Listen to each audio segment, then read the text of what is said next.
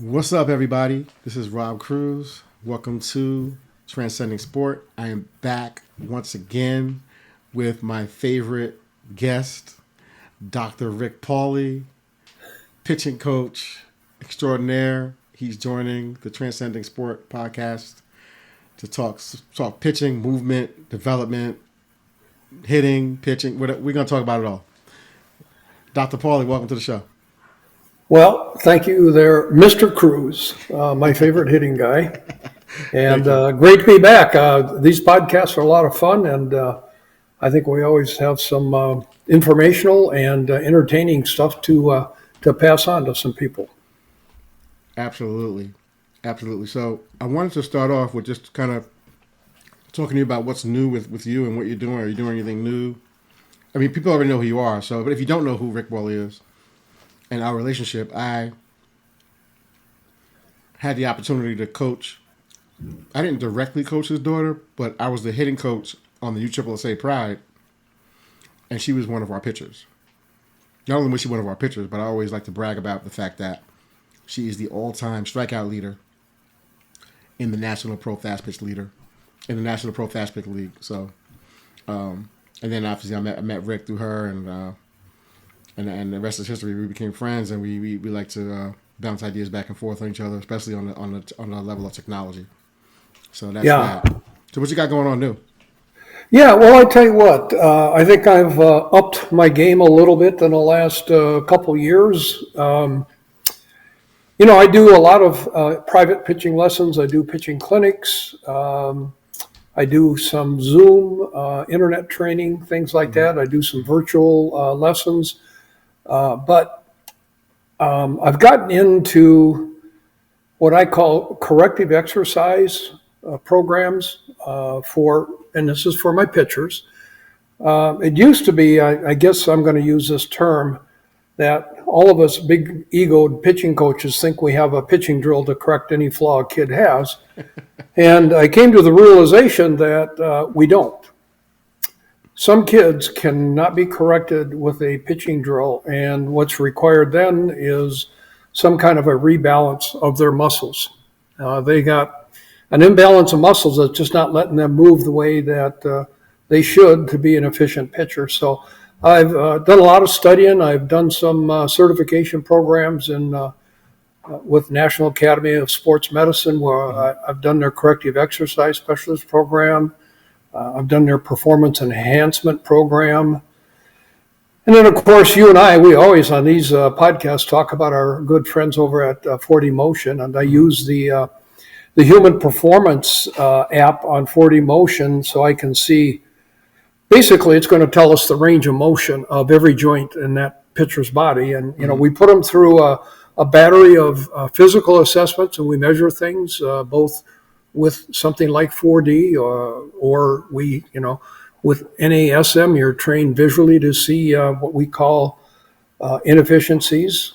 So I do that, and I subscribe to a really cool app. It's called Muscle in Motion. And if anybody wants to learn about how a muscle works, where it's attached, how it moves, what joint it moves, etc., I would tell you, take a look at Muscle in Motion. It's some really good stuff. I will definitely be checking that out. Yeah, it's very, very professionally done. And what I like about it, I say professionally done, and it's done at a level that somebody like me can really understand it. It's not something that only an orthopedic surgeon could understand, Let me ask you this. Go ahead. I'm sorry, go ahead. No, I was just saying that that's it. I apply that to my students, my lessons, and it's made a huge difference for some kids. Really big difference. I want to ask you a question.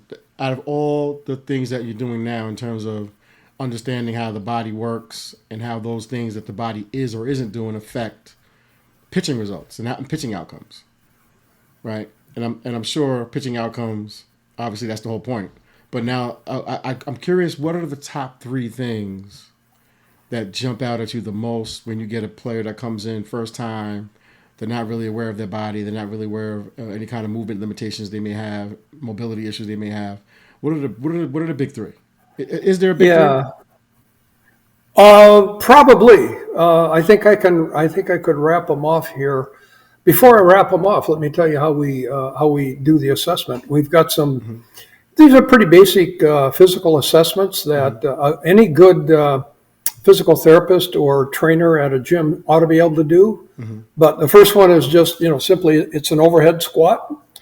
Then we do single leg squats. We do some side planks. We've got some internal, external rotation things we do with the shoulder. We've got a QL test, a couple other tests that we do. Mm-hmm. But I'll tell you what, here's the number one that jumps off the page to me, and it does because it's not just a performance issue with a pitcher, it's a health and safety issue. Okay. See, a lot of young ladies come in and have what we call knee valgus, which means when they do a squat, if this is the knees move inward.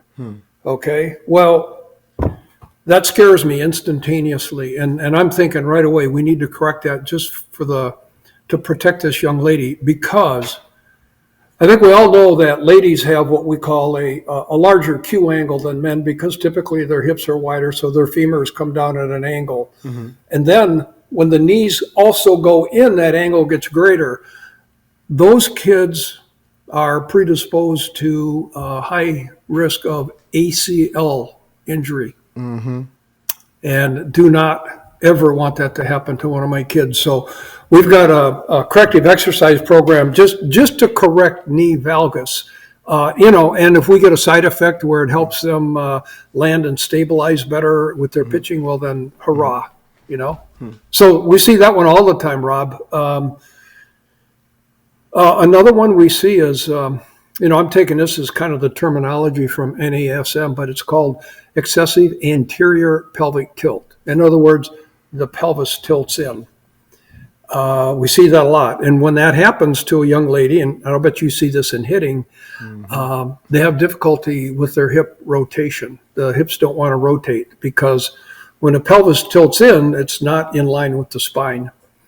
So, that's something that you can correct with rebalancing of muscles, for sure. Okay. I would say the other one is it's a combination hip, knee, ankle mobility issue. And that affects the drive mechanics of a young lady mostly. A lot of kids, their ankle, their knee, and their hips just do not want to have much range of motion. And when we see that, these kids typically are the ones, when you see them and they try to go into a forward lean to drive off the pitching rubber, and their body pops straight up right away. And their drive leg, the shin angle, pops up right away. So they're going to have an inefficient drive. And so, yeah, we see that. And again, there's lots of corrective exercise. When I say corrective exercise, it's a combination of foam rolling and stretching muscles that are overactive, and then it's activating muscles that are underactive. So it's a whole balancing act. And so I think what you're getting to right now is, I would say a large percentage of,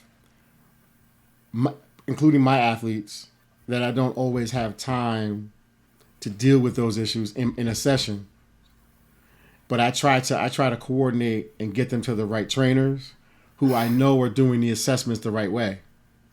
Yes. Because so many of my athletes come in and they say, well, yeah, I have a trainer.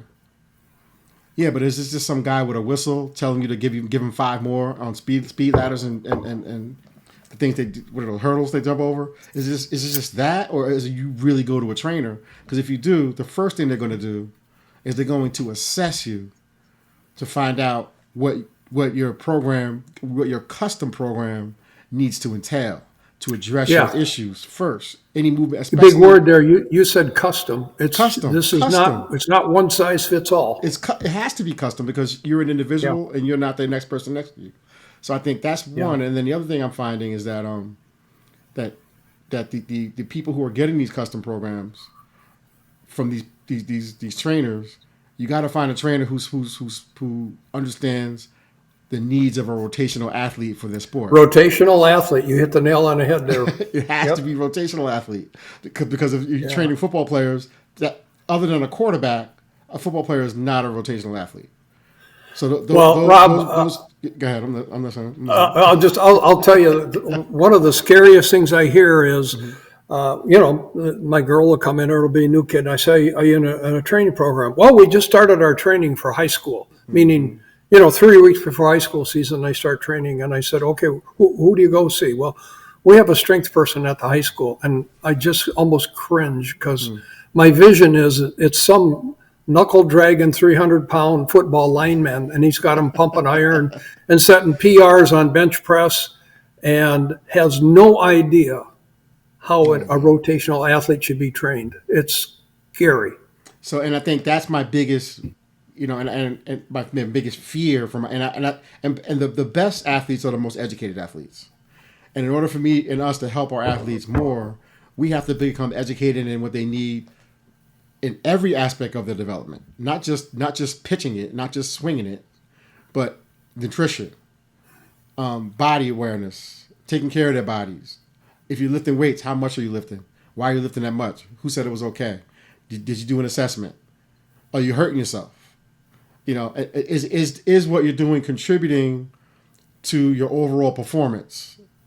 Like those are the there's certain questions that you have to ask. It's not just, well, I see everybody posting pictures, in the weight room, or I see everybody posting pictures with trainers, but I always ask the question: did you get an assessment?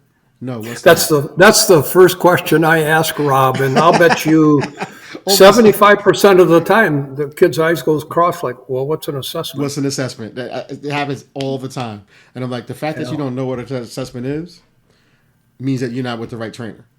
That's right. Because you would have had a thorough assessment, very thorough, that would have produced certain results in that assessment, so that trainer would know where to go with you. And I think that's my biggest fear for a lot of my kids also. Well, I'll give you another fear, and I hate to pick on maybe the strength and conditioning world or whatever, but as long as we're at it, here we go. I have so many kids that come into me, and they'll throw the ball, and I'll look at them and say, "What's wrong?" I say, "Oh, I'm really sore." I said, "Why?" "Well, I had my workout last night with my trainer." And then the next time they come in, I'm really sore. I said, "Do you have that workout again with that trainer?" "What does he do? Does he train a different set of muscles every time you go to a workout so that every time you're done with his training program, you're sore?" I really, truly believe some trainers, that's how they get their euphoria, is how sore can I make this kid be the next day?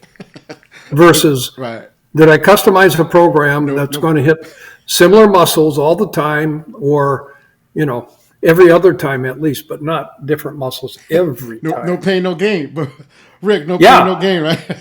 Exactly. No pain, no gain. It's unreal. So for me with hitters, going back to that pelvic tilt thing, I'm really big, and what I learned from doing 3D motion capture.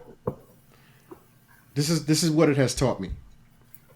It has taught me that the hitters that are hitting the ball the hardest, that are swinging the bat the fastest, while still maintaining excellent control of their body, have the best pelvic control. And when I say pelvic control, I'm talking about pelvic direction, pelvic sequencing, pelvic speed. That's the engine. That's the engine. And so I spend a significant amount of time on, one, helping hitters to understand how to move properly in the proper direction with the pelvis, because that's the biggest for me, and being able to get that separation between hip and chest and having those things timed properly are things that I spend a considerable amount of time on. And I think I don't always do it. Sometimes I do it in a screen, but sometimes I make the screen the drill. Because I feel like if you can improve how you do the screen, you can improve how your body resets itself and programs the movement patterns. Because these movement patterns are really, really can be simple, and it's easy to fix them. It's not like it takes months and months and months to retrain movement patterns. Yeah. I'll give you an example. Myself and I've got a business partner, Sean Walker, who's an excellent pitching coach, and we've developed a virtual physical assessment / speed building program, and it has been unbelievably successful. It's an 8-week program, and virtually we receive all of the videos of overhead squats, single leg squats. We get their pitching videos, etc. Everything that you could get virtually. Okay, it's not as good as if they were here at my place and had the sensors on their body and all that stuff, but it's the next best thing. And so we craft a program, and it's customized for every kid. It's based on whatever their movement compensations might be. Yep. Okay. And it's both their physical movements from the physical assessment, and it's really easy when you do the physical assessment. You see their compensations; they'll show up in the pitching videos also. And so, yeah, you craft a corrective program for what needs to be corrected, and secondly, then we have a base program that's part of this that is it's strengthening, and it. You're probably familiar with, spiral lines and fascia and all that stuff. Yeah. But it follows the spiral line around the body. So we're hitting all the muscles that follow that spiral line. And it's amazing because the spiral line is for rotational movements. And the success is unbelievable. And I'll give you what our experience is. I told you it's an 8-week program. Okay. Well, about 2 weeks into it, a kid might see a little jump of a mile an hour or something like that, but that's only because we probably woke up some muscles that they've never used before. But when they get to about week 5 or 6, they start seeing gains in speed. By the time they get from week 5 or 6 up to week 8, they've kind of got most of the gain that they're going to get out of that program. And the typical kid is getting lots and lots of kids over 3 mile an hour gain in 8 weeks. We've had as much as 6 miles an hour. Wow. And the thing about it is, it's not like we're taking a kid that throws 42 miles an hour and all of a sudden she's throwing 48. We're taking kids that are throwing 58 and 60 and 61, and we're adding 3 or 4 miles an hour to them. But just rebalancing or correcting movement patterns and strengthening. Let me ask you a question. Go ahead. Yeah. Let me ask you a question. In terms of velo, because I knew this. I don't think most people know this, but when you get to a certain level of softball, throwing it hard. Let me just say this: when you're younger, you can throw it harder and have more success. But as you get older, what I'm finding and what I've found and what I'm trying to communicate with people is, it's not about how hard you throw it anymore, because at a certain level, the harder you throw it, the harder they're going to hit it. That's right. And I think so many people are chasing the velo. And I understand why you chase the velo, especially if you have a changeup, right? If you have a pretty good changeup, it helps. Yeah. But at the same time, I think movement and measuring how much a ball can move and how late a ball can move is so much more important than the velo by itself. Yeah, well, that's what I think one of the neat things about this program that I just mentioned is the base program is it's a strengthening program. So what we do is we get the body stronger, so there are less moving body parts when you're trying to let go of a ball. Okay, we take their variation. Let's say they got a location variation of some big box like this. By the time they're done with the program, they're down to this little bitty box here, because their body is more stable. In hitting, you've got that spine stability measurement that you look at. How stable is the spine when you're going into, contact? That's one of my secrets. Yeah. Oh, okay. We won't give it away. Sorry. No, I'm only kidding. Go ahead. Talk about it. Well, we do the same thing in pitching. We're looking at the stability of the spine as you're letting go. That's right. And I want it to be really, really close to 100%. So let me tell you this, right? Let me tell you. Oh my gosh, you're preaching right now. So for me, this the stability of the spine. It tells you how stable the pelvic actually was. That's one. And then two, it's going to tell you how stable the head is, and how stable the head is going to tell you how stable the eyes are. Yeah. And because hitting is such a visual game, we have to. The spine is like the key, because it's going to be the reason why all those things come together. Yep. And if I can get my players to come up, I mean, if you're in the 90s, that's amazing. The goal for me is, like you said, the goal for me is 100%. Yep. But I'll take 85, between 85 and 90. For a player who, as an average. Or put it like this: I'll take 85 to 90 as like you can't go lower than that. Like that's. Well, I'll bet you see this, Rob. Yeah. I'll bet you got a kid hitting off a tee. She can probably get 95%. Oh yeah. Swinging behind her back. But if you're throwing live to her, it's another story. It's a little more of a challenge, and that's where live hitting. If I'm guessing, if you're up in the 90-95%, you're really doing well. I think everything goes down with live hitting. Plus, you Yeah. have less stability on the dirt too. A lot of times I'm doing this stuff inside on carpet. Yeah. It's not the same thing as being on the dirt with spikes. Yeah. It's a little different story. Yeah. Very true. Yeah. Speaking of dirt, Yes. there's been some rumblings about a change in the pitching rules. It's Now- more than a rumbling. Yeah. So I want you to give us your take on how that's going to show up, and like how does that affect us? How does that affect our game? Who has an advantage? Who has a disadvantage? Is there one? I'm curious to know what your thoughts are. Okay, so I know what you're talking about. You're talking about the potential for umpires not recognizing when somebody's actually doing a crow hop. Exactly. Yeah. Now the rule now allows what they call a leap, where the foot can the dry foot can detach from the rubber, and it can be off the ground a little bit as it's getting ready to drag forward. It used to be that was called illegal. Well, it's not. That's like leap and drag is what we're doing now. Good high energy drive out. Yeah, and that drag foot is going to get up an inch or two off the ground, and it's going to land. Instead of dragging all the way, it's going to be a foot before it drags on the ground. I'm 100% for that, because that's just good energy. The difference is with a crow hop, where obviously a kid jumps up in the air, they go out and they come down and they land on their dry foot again. And the dry foot actually, when they crow hop, the dry foot is underneath their drive hip. And then they re-engage and they push again. Now, here's what I will tell you. I'm taking this based on 100 years of playing the men's game in the olden days. Okay, crow hoppers don't necessarily throw any faster. So if somebody thinks, oh, I'm going to throw faster because I crow hop, I don't see it.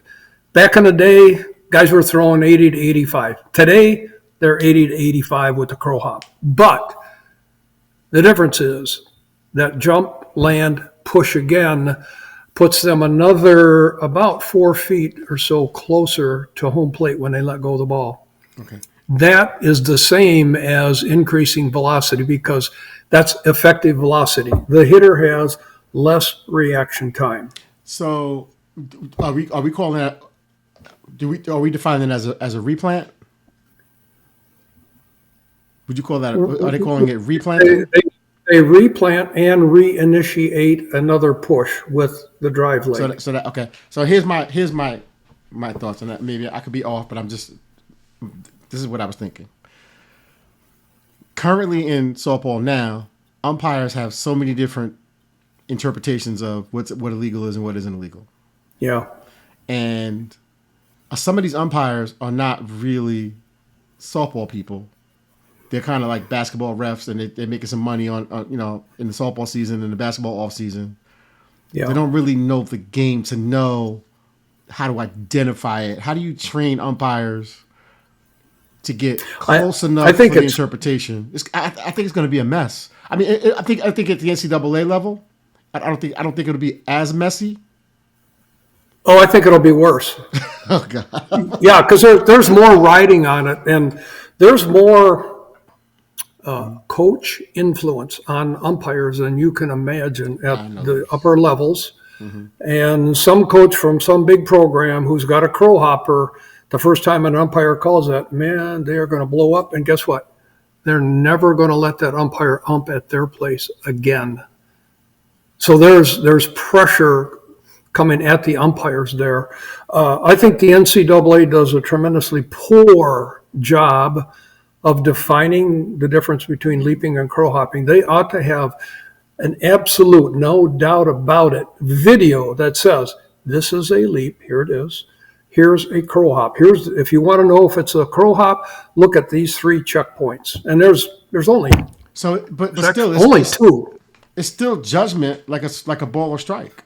It's not definitive, and you can't go to a replay. Well, here's You what I can't can tell replay. you. You can't replay the crow hop. I maybe have seen more pitches than most humans alive. I can see it almost with my eyes shut. Of course, Okay. Of course you can. Of course you can. You know, and I just don't understand why an umpire who's standing right there studying that pitcher's drive can't see that. It's going to be the biggest fiasco you've ever seen this year. I think. I really do. That's what I'm predicting. I'm like, why are they making Yeah. why are they making it? It's going to be messy. This is going to be messy. Yeah, it is. We'll probably have a record number of ejections too. Well, I would guess that would be true. Yes, I do. At least we have some subplots and some things to get to entertain us, though.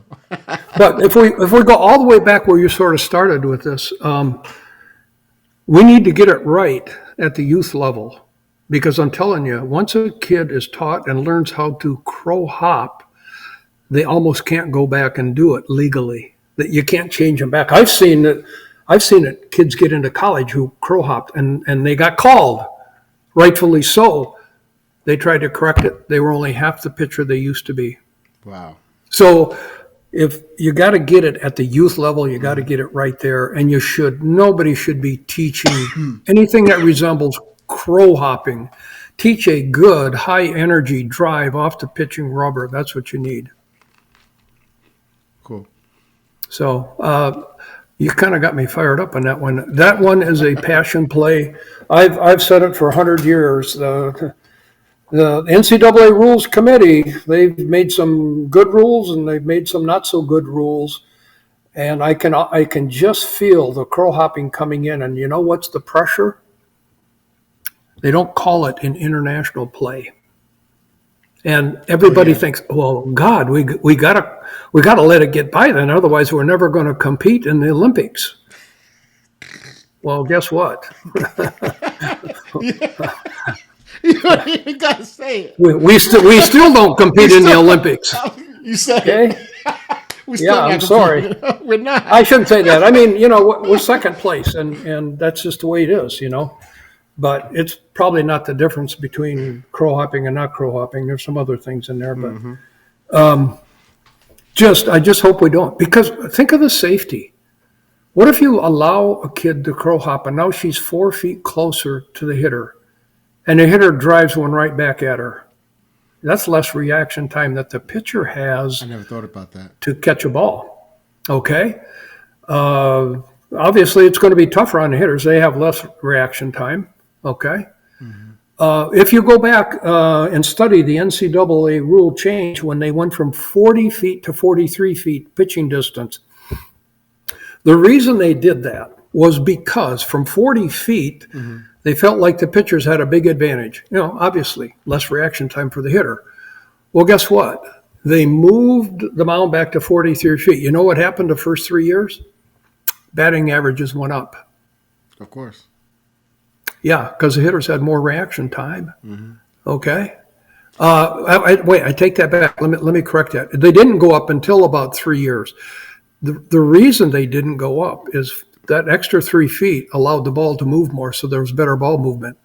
So the intended result didn't happen until about 3 years later. Mm-hmm. But you know what happened 3 years later? It's when they changed from the white to the optic yellow ball. You think about your hitting and your vision. Would you want to hit a white ball or a yellow ball? Yellow with red seams. I think the white Yeah, ball there has you red seams go. also. Yeah, yeah. So It's not only the that the fact that the ball is yellow. It's the fact that there's two different colors yeah, that yeah, help you kind of recognize spin and how fast the spinning and how movements gonna happen. yeah. Yeah, so that's big. But let me say this. Why? Because I didn't think about the pitchers not the ball getting on the pitcher that fast. I never thought about it Oh, safety is a that big way. deal. But here's what I was also thinking too as you were talking.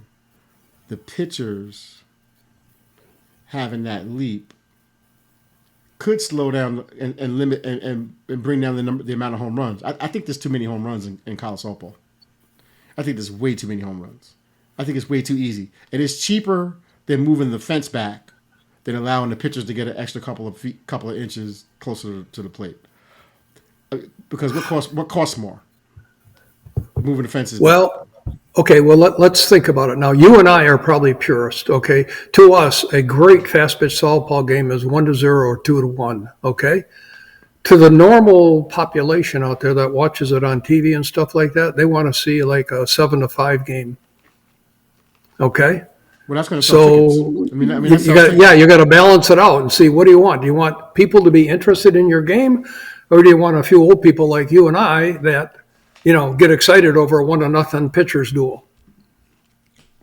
I'm okay with a few home runs. I do not want to see a pitcher's duel, but I do want to see. But and I think obviously you want to see some offense.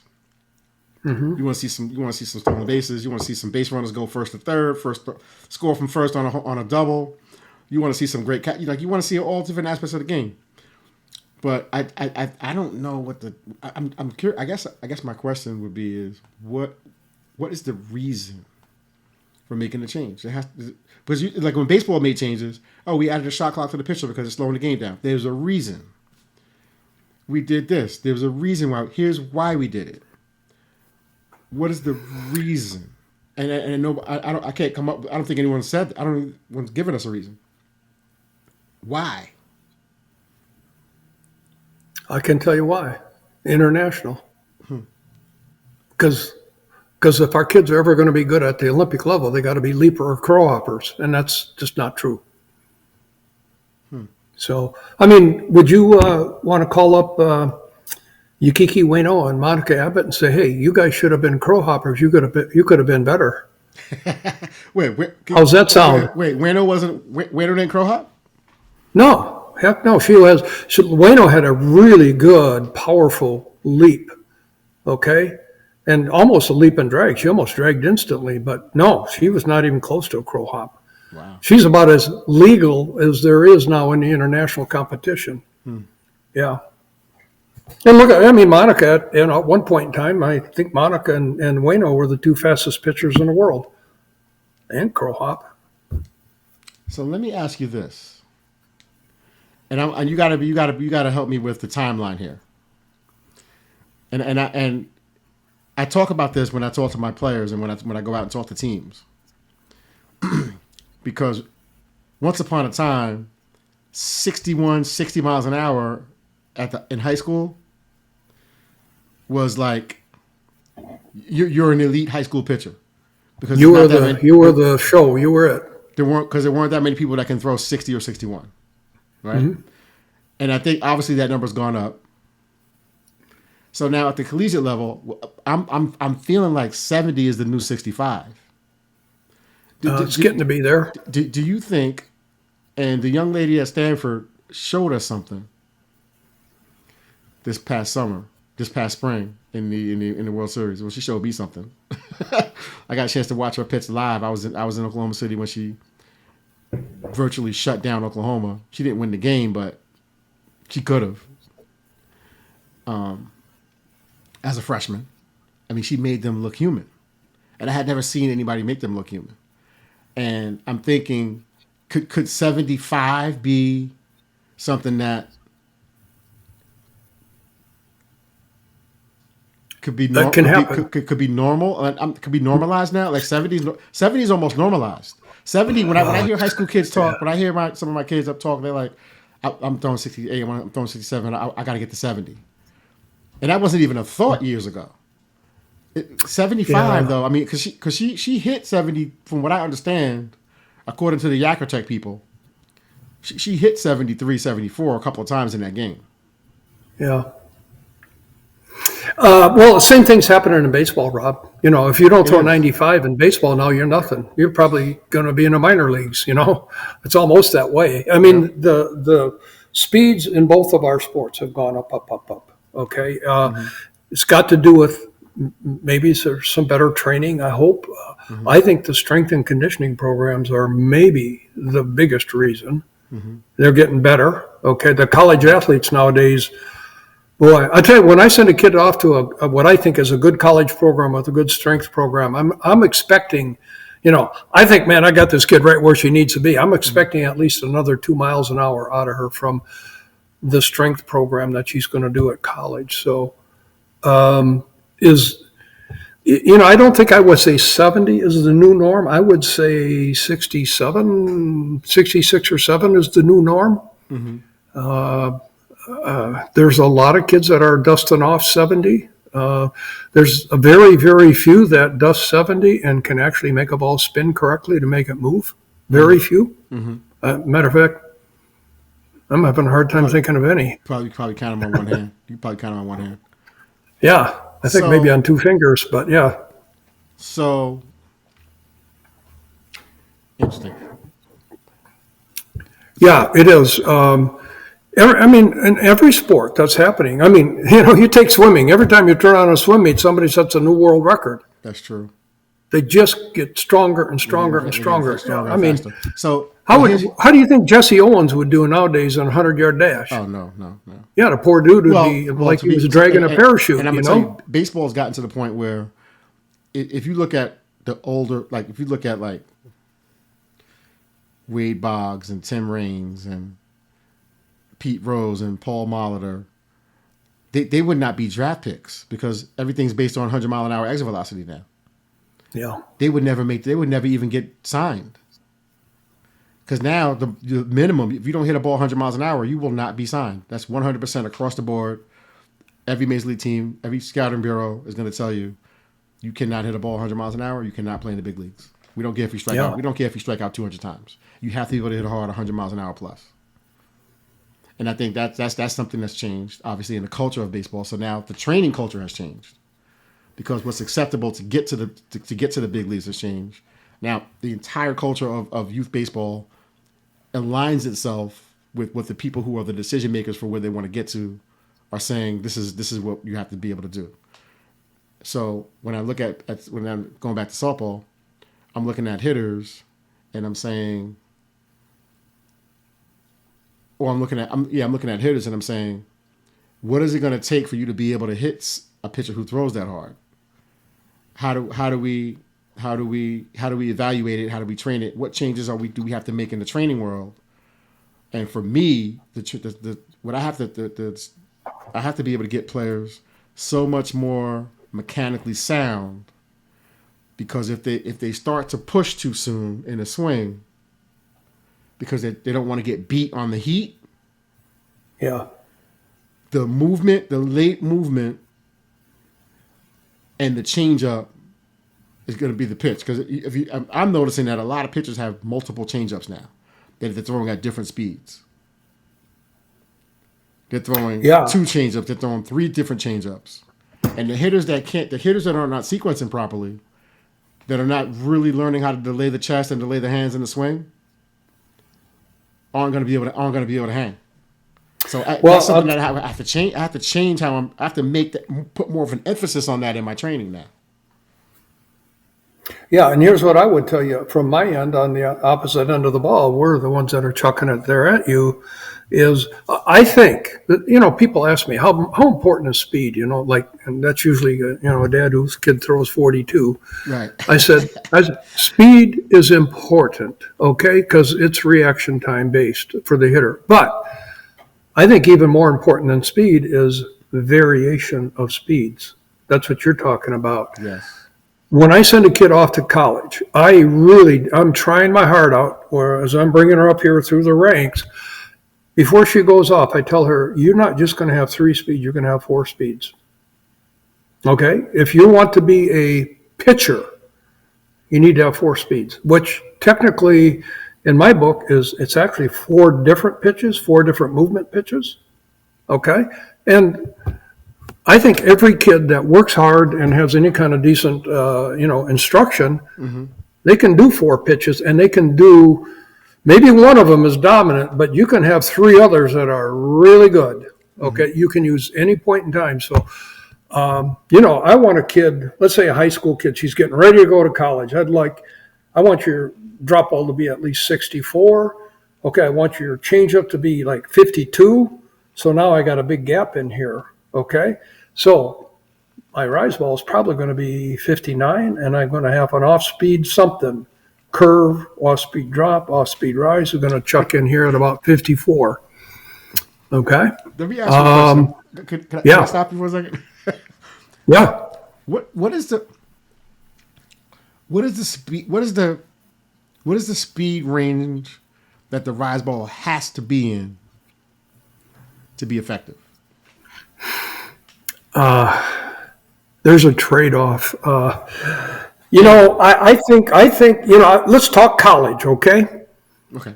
In college, I think your rise ball that's 56 or 57 can be really effective, okay? It's got to spin a lot. The revolution's got to be really, really good, okay? I think around 60 miles an hour is going to be an effective both spin metrics and speed. You may get up 63, 64 maybe is an elite rise ball. And I'm talking one that's got that kind of speed, but it's got spin metrics. Okay, it's got some kind of a 70 plus efficiency on the spin.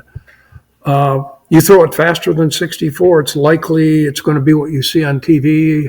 It's going to be gyro. And all it's going to be is, I call it a slanted up daddy rise ball. Okay. It's going to have some gyro, so it doesn't fall quite as much as a drop ball, but it's not going to have any illusion of lifting. What would it take, though? What would it take to get somebody to throw a hard rise? Stronger forearms, stronger fingers, longer fingers? Yeah, well, both of them. Yeah, the finger, the grip strength, okay, which goes all the way down into the forearm. When you sling a ball on the end of your arm, and that ball's in this hand, and on a rise ball or curve, you're trying to stay cupped under the ball, right? The centripetal force of that arm traveling that fast straightens out the fingers. The faster this arm goes, the more centripetal force that ball is placing on the fingers, the harder it is to stay cupped. If you don't stay cupped, you're going to get gyro. So grip strength, and they say, well, how come guys can throw a rise ball, 78, 80 miles an hour? Well, look at their forearms. They look like ham hocks, okay, because of their grip strength down in here. These tendons running in here, that muscle, this grip is unbelievable. Yeah, it's grip strength first and foremost. Because I watch, when I'm evaluating pitchers and giving my hitters like the game plan, I watch pitchers that are trying to throw a rise ball, and they're trying to throw hard and throw a rise ball. And I'm just telling my kids, listen, that's a high fastball. This is what we're gonna do. We're gonna zone down, belly button down, because she's throwing it way too hard, and it is not a rise ball. It is not. It can't do it. So don't chase it. Yeah, like I said, Rob, there is a trade-off in there, and it's different for every kid. It's kind of like what we're talking about for these physical assessments. Every kid's a little different in what speed rise ball works for them. And what grip rise ball works for them. But I'm going to say in college, it's somewhere between 57 and 63 and everybody's going to be different. The best probably rise ball pitcher I ever had, you all know her, Chelsea Wilkinson. I mean, hers, when she huffed and puffed and snorted, it was 57, maybe on a great day, 58. But that thing spun 45 revolutions per second. So most of her energy is when it went by you, it sucked the wind right out of your lungs going by you. It was spinning so fast. So the spin efficiency, it's everything. That's a combination of your spin direction and then, how's the spin axis relative to the direction of the flight of the ball? Big time important. And you'll see it every time on a rise ball. You say, kid, okay, well, let's throw it faster and see what happens. And, you got your DK ball or you got your Rapsoda or whatever, and you'll see the metrics start to decline. But if the ball is faster, there's less time for gravity to pull it down. So it still has quite an illusion of almost having a jump. So never underestimate the power of gravity. Go back. It's an illusion. Go back. let's not get into that argument. No. You can't just say that and then keep going.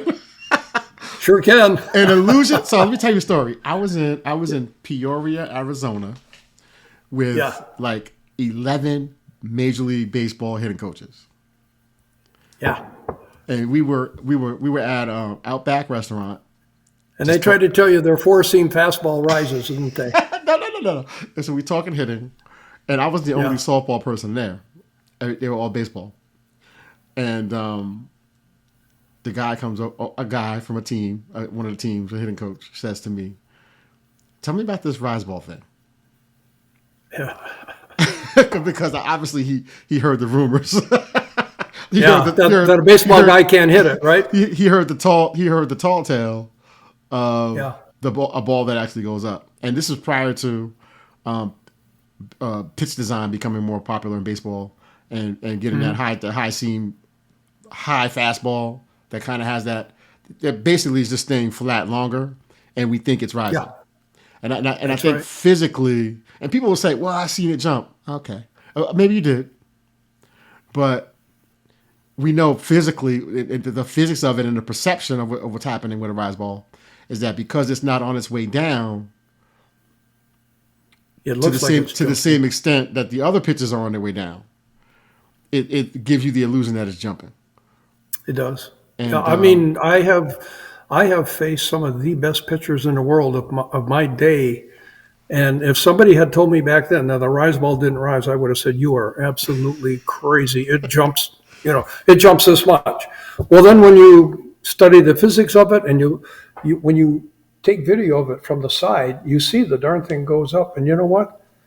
In a women's game, a good rise ball, as it's going across the plate, it's actually going downward. It's lost any of its upward trajectory. It's going down. How do you think that one feels? Yeah, that's why you hitting guys have your girls stand in the back of the box. Because you don't want to be in the front of the box on a rise ball because it's still got some angle. You still got travel ball coaches telling kids to move up in the box and catch it before it breaks. Yeah, so wrong. I know. It's crazy out here. Yeah. Oh, gosh. Yeah. That's amazing. So Chelsea Wilkinson has the best rise ball you ever seen? Well, at that speed, yes. Yeah. Well, I'll tell you who's got the best rise ball I ever seen in the world, and he's was an old teammate of mine, Pete Meredith. He's now the pitching coach at BYU. Pete could throw his rise ball up close to the 85-mile-an-hour mark, and that legit had backspin on it. Okay? It would start at your toes and end at your nose. I mean, those are the fabled stories of people who faced guys with good rise balls. When you tell them it didn't rise, they would say you were crazy. But, you do all the physics on it. A great rise ball spin probably offsets like 36% of the gravitational pull. Well, 36% is enough to mess up anybody's eyes and brain. Perception is everything. Yeah. How we perceive it. That's interesting. And so for me, like on the velo end of it, when I prepare, it's a highly visual game. And I know, I do a lot, I spend a lot of time and I've done a lot of research and I've done a lot of studying on vision, perception, and cognition. Mm-hmm. Those three things that are happening before we actually move and swing. Well, that's in your brand new hitting program you're getting ready to launch out, right? Yeah. So the hitting program has launched, and it's the See, Think, Move curriculum. Yeah. Because you got the vision, you got the perception, and then you have the cognition, which is how and when and how well a hitter is actually able to take what they thought they saw. That's why it's seeing and perception. What I think I'm seeing, how fast am I processing it? Because that's going to determine how I move. All of my movement and the accuracy of my bat path and the timing of my bat path are all relevant to visual information. If I have visual misinformation, that's when my mechanics begin to break down. That's when my bat angles begin to break down. That's when my contact depth begins to change and take a hit. But if I can train that and if I can make all my training see, think, move within the training, I think we're onto something. Especially as pitching gets better. Pitching is I think pitching is getting better. Once upon a time, I thought hitting was way ahead, and I think it may be still the case. It ebb and flows, yeah. But I think pitching is kind of one leaps the other one, yeah. I think pitching is now making a move now lately, where I think in softball, and I think with the hitters we're going to have to make sure as hitting coaches and in the hitting world we're able to be even better. Yeah, I think, I'll speak for the pitching side. I think a lot more young ladies are learning the importance of not just the velo, but the other two biggies, the location and the ball movement. Okay. And maybe the third one, okay, the variation of speed. So I know when I talk to people and I'm talking pitching, and about 20 times in a 10-minute conversation, I'll say, and it's really important. Well, I think everything in pitching is important, but you take spin, spot, speed, and speed variation. Those are the four biggies. Speed variation. Speed variation. Do not underestimate it. So that's a part of my 3 S's. The speed, spot, there you and spin. I have 3 S's Yep. that a hitter, when a hitter says they're going to have a game plan, they have to figure out what they want to look for. And it's going to be one of the 3 or 2 of the 3, speed, spot, and spin. But I like speed variation because we were down in Texas. We were playing against this girl. She was an Oklahoma State commit, and she had a legit 3 different really good changeups. Mm-hmm. And there was nothing I could tell my hitters because they just weren't good enough. You got to have, not only do you have to have good mechanics, but you have to be talented enough and gifted enough to even be able to hang. Because it's hard to guess right when she had 3 different ones. Yeah. Back in the days, you could just sit on a changeup. It's the same changeup. That's right. Yeah. So if I sit change, I'm good. But now it's like, okay, sit which change? Sit which one? And that's what that's. And I always tell pitchers, I'm like, the fact that you don't have a changeup, you got to be out of your mind. Yeah, I would feel like I would have failed a kid if she does not have a changeup. Like you totally failed her. Yeah, I failed a kid if she doesn't have at least 3 speeds, at least 3. Mm-hmm. I feel horrible if the kid doesn't have a good 4th speed. Wow. Yeah. Wow. And because hitting is that hard when pitchers are changing. If a pitcher just takes her fastball and goes fastball outside corner 63, and then goes fastball outside corner 59, that's hard. Mm-hmm. Yeah. That's hard. That is difficult. We're talking just the fastball. Mm-hmm. Now add movement to that. Whew. It's tough. So let me ask you this. I got this question on. I was thinking about it before, and are you finding that multi-sport pitchers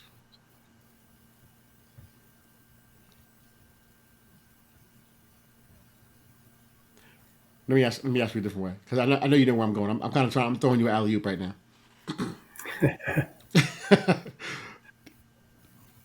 The answer is yes. I know what you're going to ask already. What are some of the differences? Because for me, I'm like, you might as well go play basketball and volleyball instead of trying to pitch all year round and just go play a sport and then pick up a ball and get back in the circle, and you'll see so many different. You'll see a significant defense. You'll see a significant difference in what you're able to do just from an athletic standpoint. Yeah. Would you agree? Well, I do. When I was in college and I was out on the recruiting trails at all the tournaments and everything, all these kids are sending you emails, come and watch me pitch or whatever. When I would walk up to the field to watch a girl pitch, the first thing I would look at is, does she move like an athlete? But if she moves like a robot, I mean, she's probably been a pitcher only since she was like 9 years old. Okay, and probably has not got much upside to her from what you're seeing right there today. When I see a kid that moves like an athlete and she's got pretty good talent, I'm saying, egotistically, I'm saying, I think I can really make something out of this kid. Yeah. So they got to move like an athlete, and that's your multiple sport kids. Your basketball players, your volleyball players, that kind of stuff. Now we got field hockey in there, we got soccer in there and stuff like that. But move like an athlete. Yeah. And I big separated, difference. I separated volleyball and basketball for a reason because of the jumping. You know what I mean? And the jumping and the kind of plyo-esque things that are required from you from basketball and volleyball. With soccer and field hockey are very similar, but they don't give you necessarily the jump and as many jumps. And I believe that the jump, at least for hitting, the jumps translate into fast twitch. They translate into faster, efficient, powerful hip movement. What do you think? What are your thoughts? Well, I would define it. It's similar. I would use a couple different terms. Okay, if your sport, to be good at your sport, if it requires you to be good at accelerating and decelerating, then I think it's a great sport for softball or for pitching, because in pitching, it's the same thing in hitting. I know it is. Pitching is a series of it's an acceleration, then a deceleration, an acceleration, and a deceleration. It's all about and doing both of those fast. Accelerate fast, decelerate fast. That's how you create and transfer energy. That's what it's all about. And that's why, the knuckle dragging 400-pound lineman that's teaching you to pull a sled across the gym floor, he is not getting you into acceleration and deceleration. Okay? Exactly. Yeah. That's good stuff. This was great, man. We can go all day. I know you had a long day, so have I. We probably could, yes. And I'm really glad we had an opportunity to chat a little bit and catch up, because we haven't caught up in a while.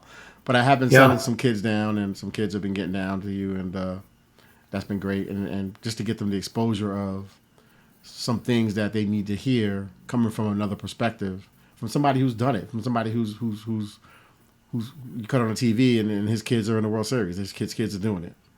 Yeah. Well, you know what, Rob, I see your, you do a lot of really great Instagram posting stuff, and I listen, believe it or not, I listen to what you say, and you're one of the few that actually I turn on, and I'm saying, I think Rob could be a pitching coach. Listen to what he's saying. Okay. It so much transcends the sporting world, When I first started doing this, I was doing it from a biomechanics perspective, and I still am. But back when I did it, and we were doing biomechanics back then, people laughed at the biomechanics people. They were like, biomechanics? What? See ball, hit ball, see it and hit it. Like, what are you talking about? So, but when I was learning the biomechanics of it, I was also learning the biomechanics of pitching, baseball and softball. And I was also learning the biomechanics of obviously just throwing and arm action, and I started learning about decel, how injuries happen, how injuries don't happen. And I teeter-totted around with some pitching, and a lot of the girls and I never pitched. I taught myself how to pitch.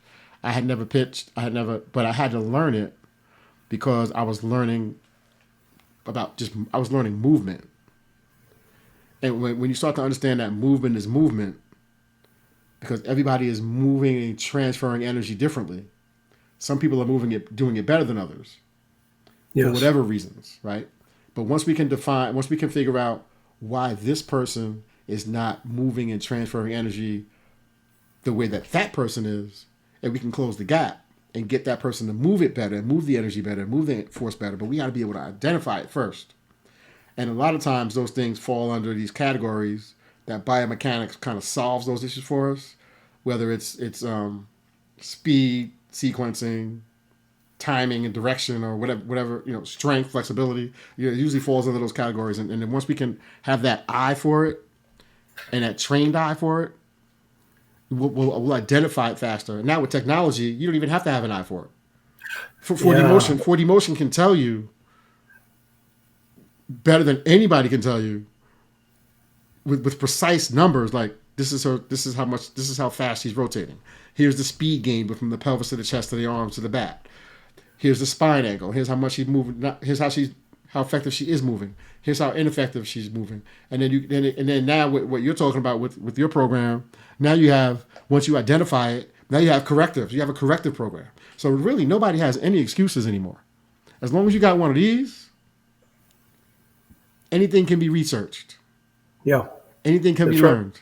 Anything can be found out. Yeah, and that's the coach that I think, that's the good coaches, the ones that they're never done trying to increase their knowledge base. Exactly. Yeah.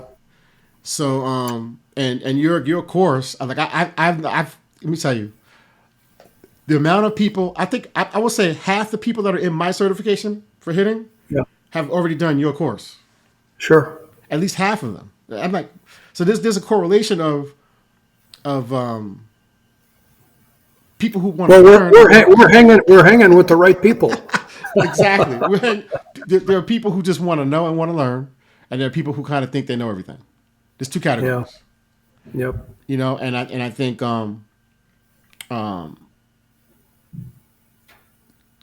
before we leave, I'd like you to just share because I'm sure there'll be a lot of people that are pitching enthusiasts. And whether they're coaching a team, whether they're an instructor, or whether they just want to help their kid, could you please talk about a little bit about your certification course and how they can sign up and how they can find it? Yeah, I will. Thanks for letting me put a plug in there. Polygirlfastpitch.com. Go to the website.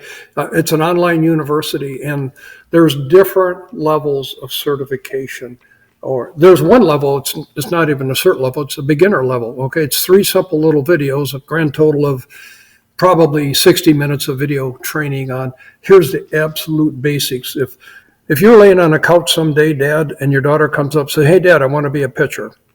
So you go in the backyard with your daughter armed with this beginner course. You can help her get started correctly. The first certification level is intermediate. That's all of the mechanics that are involved in throwing a basic fastball. And you would think, well, that'd be pretty simple, right? Well, I think there's 98 videos in there that teach you how to throw a basic fastball. Okay. Then there's another level up called elite, and that's all about, the physics of ball movement, making a ball move and throwing curves and rises and all that stuff. Okay. But I'm going to tell you, you would think, well, oh God, a coach at Alabama and Florida and UCLA are all taking these courses. No, they're not. It's mom or dad, first and foremost, who are trying to help their own daughter. Mm-hmm. And then by default, the daughter's on a team. They start helping the other girls on the team. And pretty soon, everybody sees how good these girls are. And now their phone's ringing off the hook and everybody wants them to teach their daughter.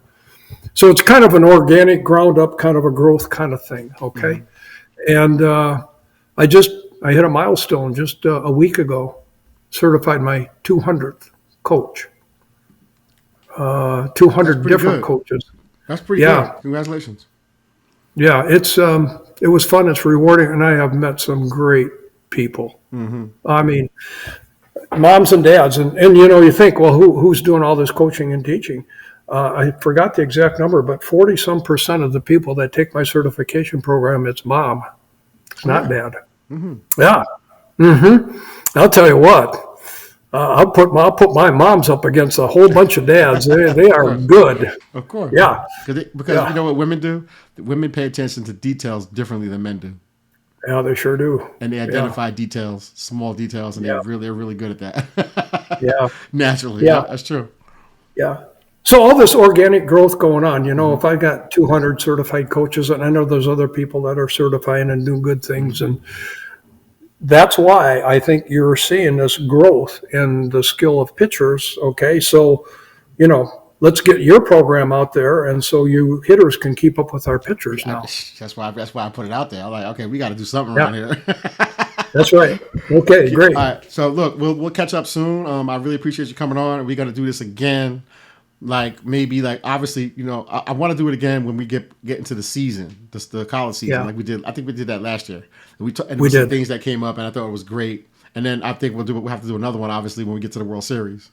And we'll do Absolutely. we'll look at all the pitching staffs from all the World Series teams, and then we can kind of like talk about that. That'd be interesting. All right. Well, great. Thanks All for right. having me on. Thanks Appreciate for it. coming on. We'll talk soon. Yep. All right. Bye-bye. Bye bye.